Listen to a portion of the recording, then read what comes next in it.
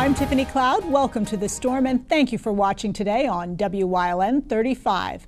Well, I haven't been into your home with a new episode for the last few months. Confession. I needed to take a hiatus after the nutty primary election cycle. I don't know about you, but the primary absolutely sucked the life out of me. So after taking in some vitamin D, I think my energy is finally back. And it's a good thing, because the general election is even crazier than the primary. Fortunately, my guest today is quite sane. He's also quite sensible. Matt Connolly, candidate for Congress in the 17th Congressional District, faces off against incumbent Congressman Matt Cartwright this November. Both men have made several appearances right here on The Storm. Today, Matt Connolly joins me in studio after the break.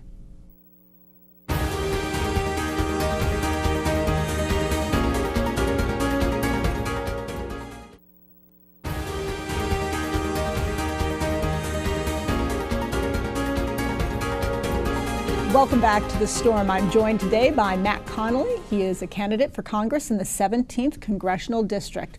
Thank you so much for coming back on The Storm. It's always great to be here, Tiffany. You know that. Yeah, you've been on here a couple of times, and we always have a good time. We have a great time. Okay, great well. Minds think alike. You know how it goes. There you go. I first should start by saying congratulations. You had a decisive win in the primary over your opponent. So congratulations on being the Republican to go after the congressional seat in the general election. Thank you. You're facing off against an incumbent. We're going to talk throughout the show about the differences between you and the sitting congressman. And there are many. Yes, I understand that there are. I've interviewed him many times as well. He's come on the show as well. So, but yes, I mean, you're polar opposites practically on a lot of vital issues. Right. So what I want to start, though, is a little more broadly. I just want to start with the state of the nation. Right now, we have a Supreme Court legislating from the bench. We have a Congress who many people, many Americans think is impotent. We have a nominee for President of the United States on the Democratic side who half of America thinks should be locked up. More than half, yeah.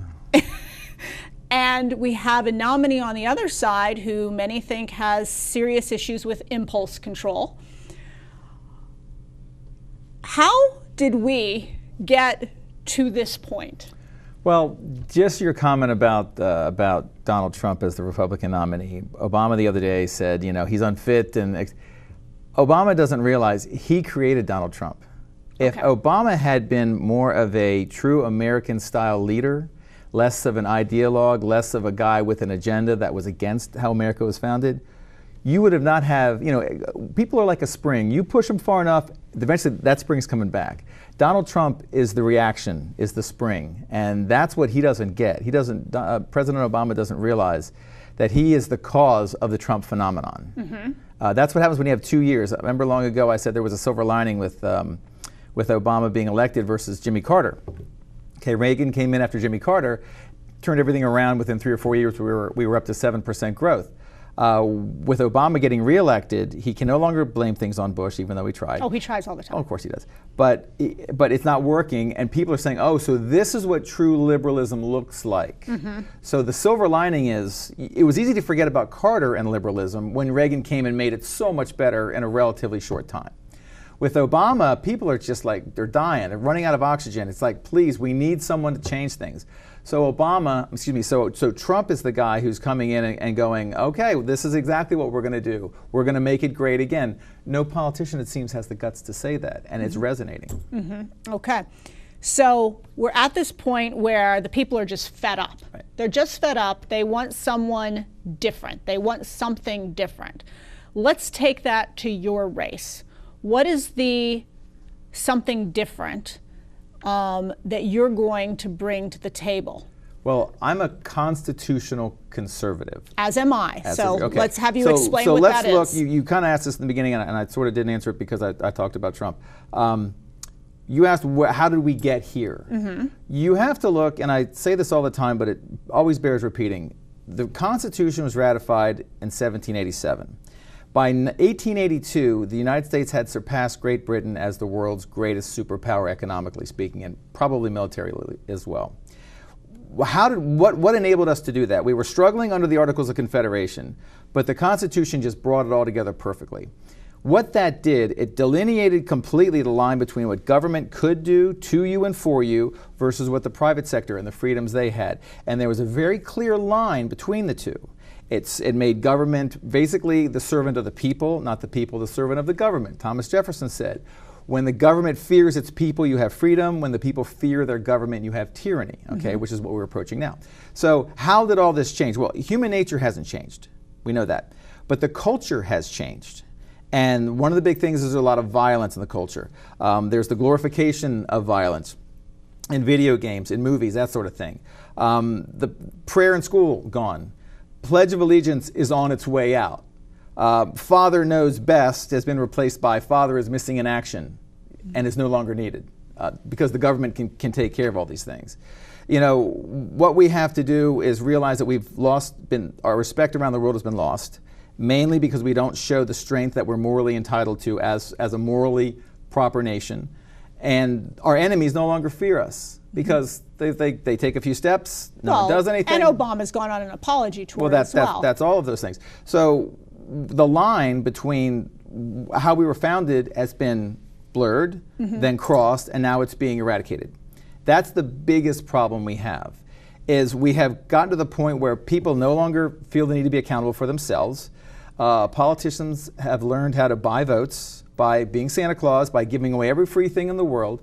When President Clinton, Bill Clinton, signed welfare to work, thanks to Newt Gingrich, the rolls on welfare actually went down. Working people began to enter the workforce. It really worked. It wasn't just a stopgap measure. Obama removed the work requirement for welfare recipients. People are on, we're up to 50 million people on welfare. Food stamp use is at an all-time high. Well, labor participation hasn't been lower since 1977 now. 1 in 5 people in a family, 1 in 5 families don't have anyone working. Well, let me ask you this. How do you convince the person who's on welfare, who's getting the food stamps, who doesn't have to go to the job, etc., that the situation is bad? Because from their perspective, they're getting this, they're getting the free phone, they're getting this. Well, how do you convince them the way to go to fix it is to go back to the Constitution? You don't convince them. Okay. Because they might say, well, why should I try to make $17 an hour when I'm basically getting $16 an hour on welfare, and if I start a job, it's going to be at $9 an hour. Why would you're not going to win that argument? What they don't get, they might feel it, is that their self-worth, their dignity is being eroded. That's a very good point. And that's one of the biggest problems with welfare and entitlement dependency, is people don't have the pride of earning a living. And when you don't have the pride of earning a living and the self-esteem that goes with it, you don't make the right choices, you don't respect yourself, you don't respect others, your mentality shifts. So you're never going to convince them to say, okay, I'm giving it up, I'm just going to starve. A proper economy with jobs that are attractive and people with lifestyles that are attractive based on the jobs that they've now gained and the money they've earned and their own self-esteem that they've earned, that will make that person more likely to go. Then, of course, if you slowly reduce those welfare benefits, all of a sudden it's just not so darn economically feasible to be on welfare anymore. I'm going to get a job after all. And you know what? They're going to win both ways. Okay. We're going to go to break in a couple of seconds, but so you've outlined that you're a constitutional conservative, and so obviously the implication is that we need to return to the principles of liberty that are in the Constitution. The founding principles, yes. What I want to talk about in the next break is how you would identify your opponent in the general election cycle and what you think he represents. So we'll talk about that next. We will be right back on The Storm, only on WYLN 35.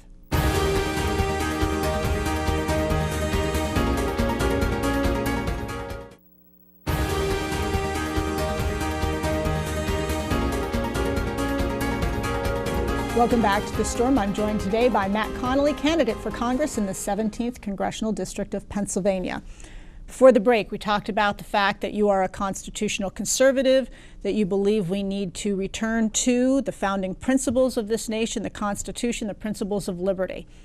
How do you oppose who you are and what your belief system is and how you think we need to get our nation on track. How would you oppose that to how you identify your opponent, Congressman Cartwright's approach to this nation? Well, I'm a constitutional conservative. I believe Matt Cartwright is a ideological liberal to the nth degree. Okay. He's a guy who does not see the Constitution as the backbone structure.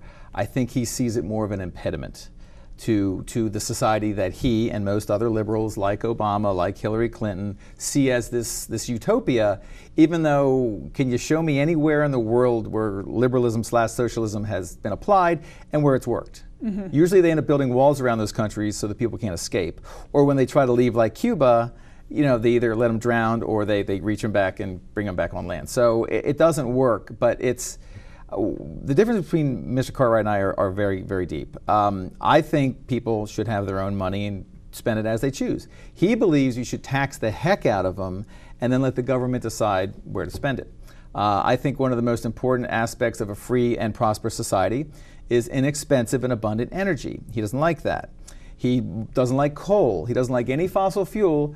But ironically, he doesn't like nuclear either. So if you want to talk about carbon footprint, there is one fantastic energy source that has no carbon footprint, and that's nuclear. Mm-hmm. He's opposed to that.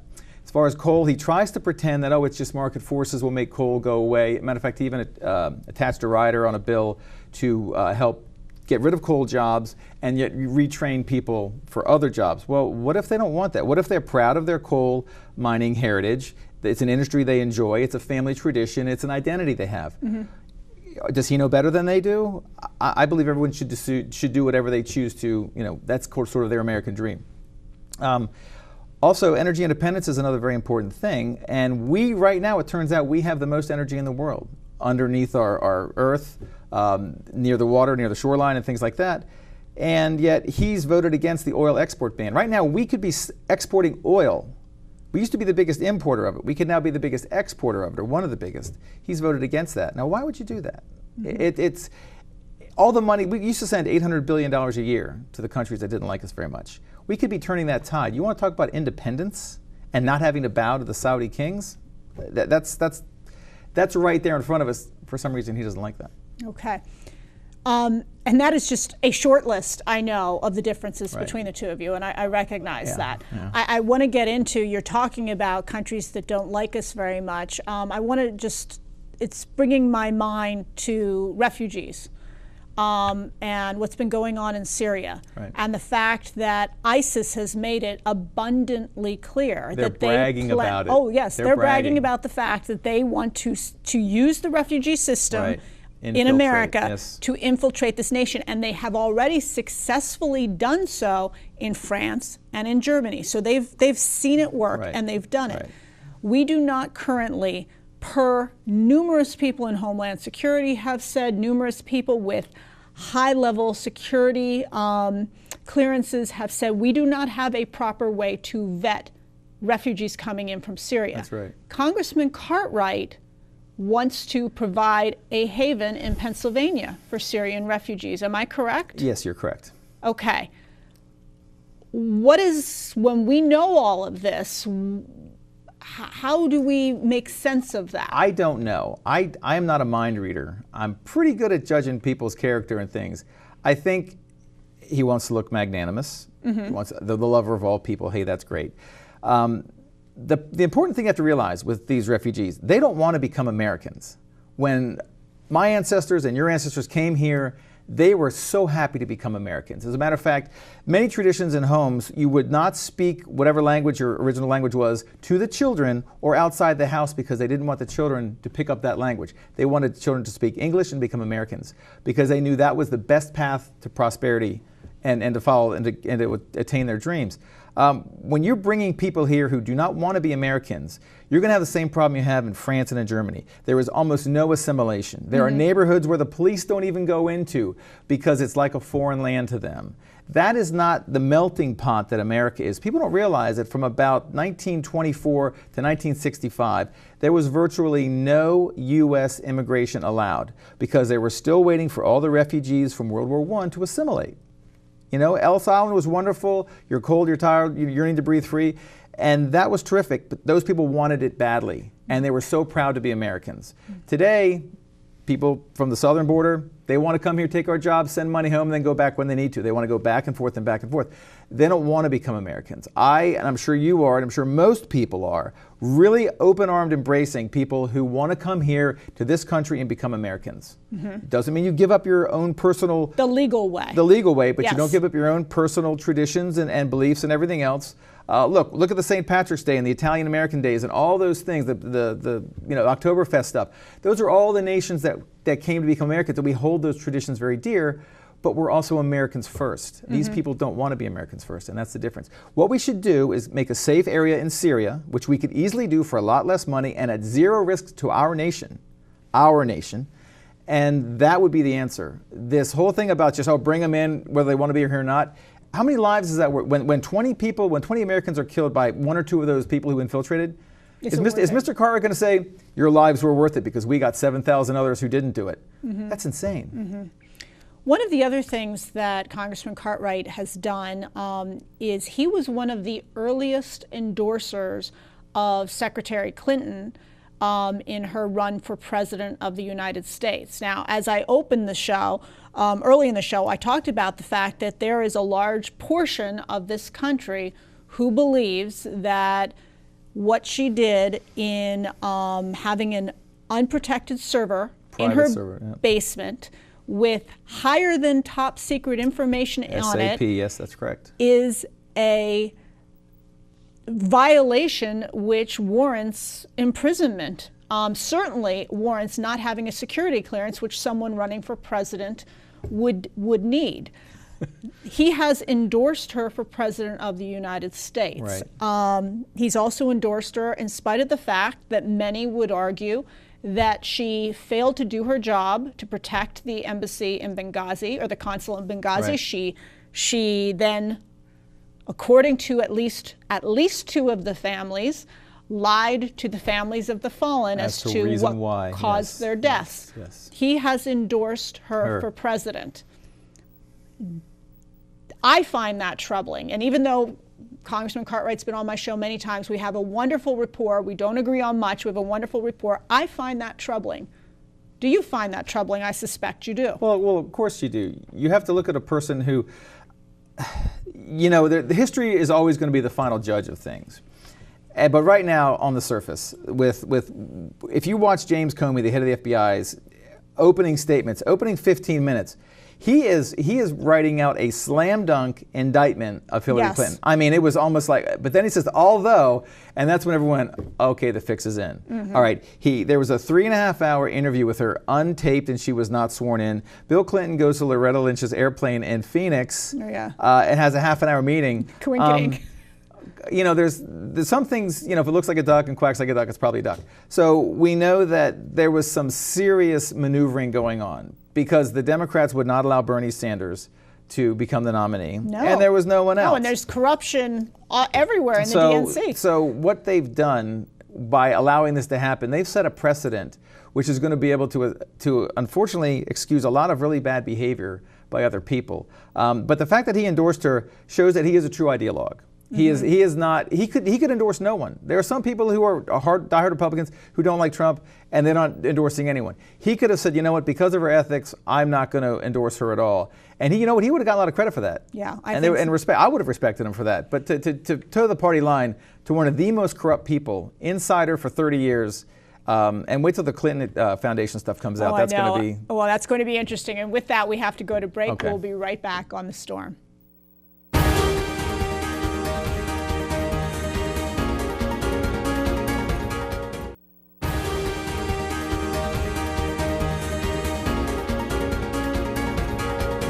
Welcome back to The Storm.